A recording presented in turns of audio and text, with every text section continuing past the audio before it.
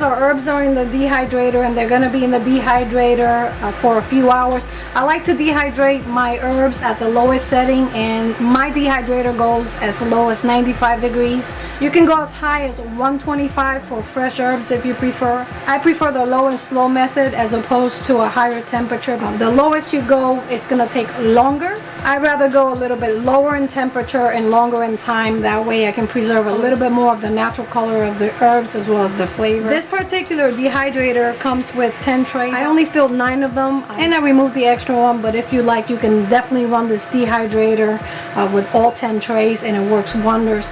Most of the time these herbs take anywhere between 5 to 7 hours depending on the level of humidity in your home. That's a very big factor.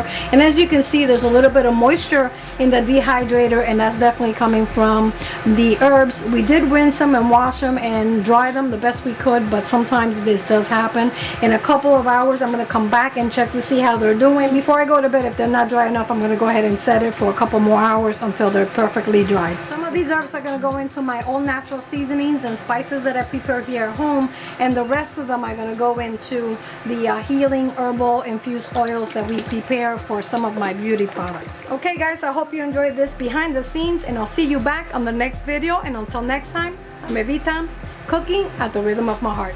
Buen provecho y hasta la próxima.